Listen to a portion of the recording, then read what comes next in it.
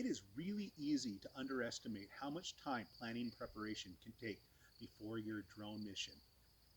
As you get more experience at flying your drone, you might find out for every 20 minutes to an hour of time you spend with your drone in the air, you could spend 3 or 4 or 5 hours getting your gear ready, planning your mission, checking weather reports, not to mention loading up your vehicle and then unloading when you get out to the field. So in this session, I'm going to cover some of the considerations that you might want to think about before you go out and start flying your drone. To start with, I'm going to talk about some of the peripheral accessories and the actual drone equipment gear that you have to get ready. When you go out, are you going to need to have ground control targets? If you don't have those and you need them, that's going to take some time to get ready.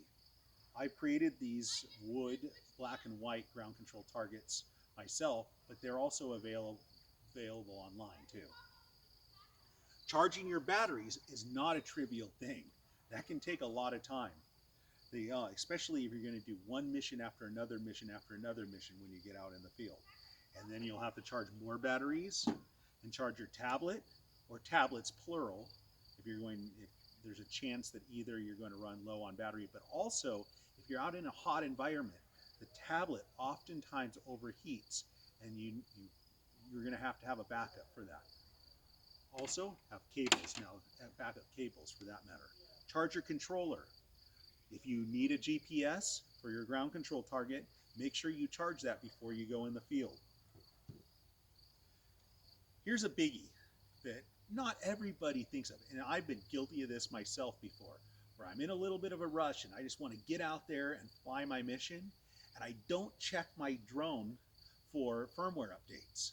And then you get out there and you find out, uh-oh, there's a firmware update that's going to stop me from flying, and that can be a major problem. Sometimes it helps if you have a hotspot, or you can hotspot through your cell phone to be able to download that and install it, but it is a lot easier to do that in your home or at your office before you go out into the field. The way you do a firmware update on many drones, if not almost all, is you will go to the website where for whatever proprietary drone software that you're going to be using, download it, put it on your SD or micro SD card, put it in the camera of the drone, and turn it on. And it'll automatically update through the camera and get everything ready.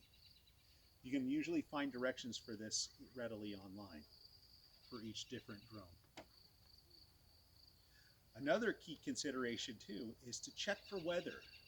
We are at the mercy of the weather when it comes to drones. And it makes it very difficult sometimes in some environments to be able to plan and execute your missions as you wish. So look at the weather closely and plan accordingly. Not just rain, but also wind. Wind can get you, and also temperature can really inhibit your missions if that's depending again on the environment. Lastly, also if you're flying at high altitudes, that can be an issue too. Remember that a wind at high altitude is going to be more significant when it comes to your drone than at lower altitudes. So check your weather. Depending on your institution, you might want to file a flight plan. In the case of the University of California, we have a flight reporting system that we go through, which ensures that there's no temporary flight restrictions in the given areas that we want to fly. And also it helps to identify and weed out risks that are unnecessary when it comes to drone operations. Not typically as common as a firmware update on the actual drone. Sometimes you want to check for firmware updates on your cameras. Usually they won't stop operating completely like a drone will, but you can get better results if there's some new firmware that improves the quality of your captures. Check your equipment. Not once, twice actually. Once when you're at home or in the office, and then once when you get out into the field. In the case of this Matrice 100, just today I noticed that this tower is loose. The last thing you want is to have your tower falling off into one of your propellers while you're in midair and causing a catastrophic crash. So check this before and after you go in the field. In this case, you might want to just have something like a little bit of duct tape or hot glue or electrical tape where you can just tape it down so it's not going to go anywhere, and then fix it more permanently when you get back home or to the office. But have a plan B for a lot of these things. I often say that drones are like Murphy's Law incarnate. If it can go wrong, it will go wrong. But you need to just plan for that and hope that it doesn't go wrong. It's because eventually it will. Check your cameras. Make sure that they don't have, if you don't want to have a filter on them, they don't have a filter.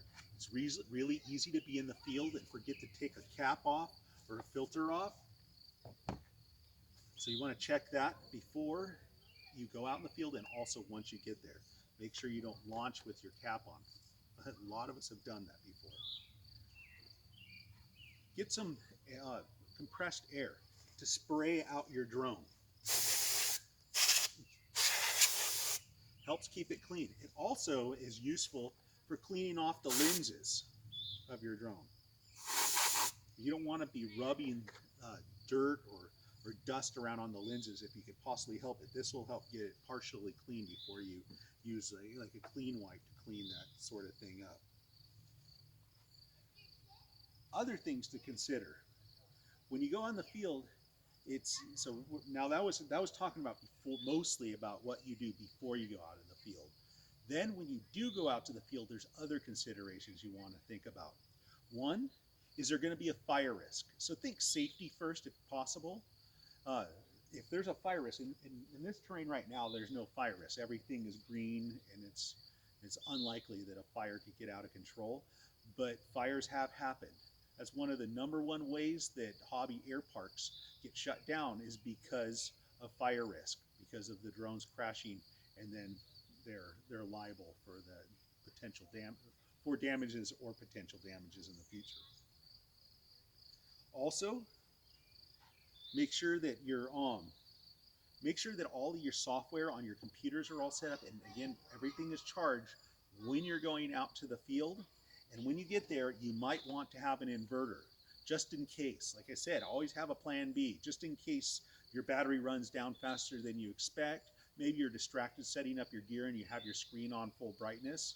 You can easily run out of juice on your computer or on one of your other, on your batteries or your tablet, you name it.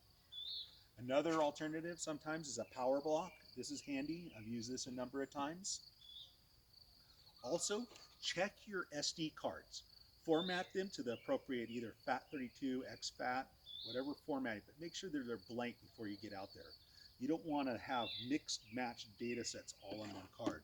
You might run out of space is one thing, or sometimes they just aren't compatible with the given camera that you're putting them into. Have an SD or a micro SD card reader so you can easily check your data in the field on your computer. That means looking at your imagery, make sure that it came out clear. You might throw it into your image stitching software just to do a quick run to make sure that all the pictures were taken where they're supposed to be taken, because sometimes you get dropouts. Easy to underestimate. Have some sunscreen. Not just sunscreen, but also a bottle of water. When you get mission focused, it is really easy to forget about this. I know it seems silly, but many a person has been burnt pretty good while they're out there flying their drone for hours and not thinking about that because they're focused on what they're doing. So have these things and drink lots of water, use lots of sunscreen. Have tools with you. This is a multi-tool with some various accessories. Also have maybe an Allen wrench, because in this case of this Patrice 100, there's a number of Allen wrench screws that you need to make sure that they're tight. Check things, like I said, not just at home, but also in the field as soon as you get there. Other things to consider: make sure if you need one that you have a white target for your radiometric calibration for multispectral sensor, if that's what you're using. Have that ready, have it clean, if possible. And sometimes those targets you need to you might want to get them retested every so often to make sure that their reflectance values are holding true, or in general they tend to go down over time. I mentioned before, have plenty of wires. This will haunt you. If there's one thing that'll fail you when you get out in the field, it seems to be a wire. It's the littlest thing, but that can ruin your day. So make sure that you have those in hand. I have a hat on right now. Having a hat is really handy. Also having sunglasses. But sometimes when you're looking at your tablet, you can't see the flight information so well with your sunglasses on. So you can go ahead and take them off and look at and shade your eyes with your hat. You can also use your hat and the top of your frame of your controller as a sight plane to make sure that you keep an eye on the drone while you're looking at the tablet at the same time when you're in the field. I know that's barely planning and preparation, but just being ready is part of planning and preparation. Planning for the worst. One of the things you can do is if you have that sight plane and something does go wrong, and I've seen this happen, where you're out there and all of a sudden the drone just goes and goes down, you can use that sight to figure out where it's at and then lock on to some point in the horizon that direction so you can walk out and hopefully recover your drone. The last time that happened to me, I was able to go recover it, fix the camera mount after a couple $100 or so, and it was good to go again. So there's so just plan for the possibility of things like that can happen.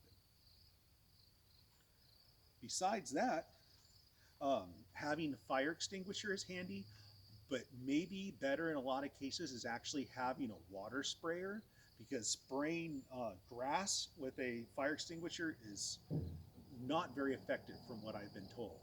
But having a water sprayer is more effective. Spray in front of the fire line, try to suppress it in the event that does happen, and it has happened in some cases before. When it comes to fixed wing drones, make sure that the rubber banding around your propeller is good and that you have extras of these, because that can be a problem. Also, spray out your Piddock tube. That can be a problem, is if there's a little dirt in there, and also the ground detection sensor. You might want to spray that off sometimes too, because when it gets clogged or gets muddied up or dirtied up, then it won't detect the ground very effectively, and that'll cause problems with your mission. Besides that, I might suggest having a list. These are the very basic things that you might want to consider before you go out. I'll talk about more steps during other sections of this section. Thank you very much.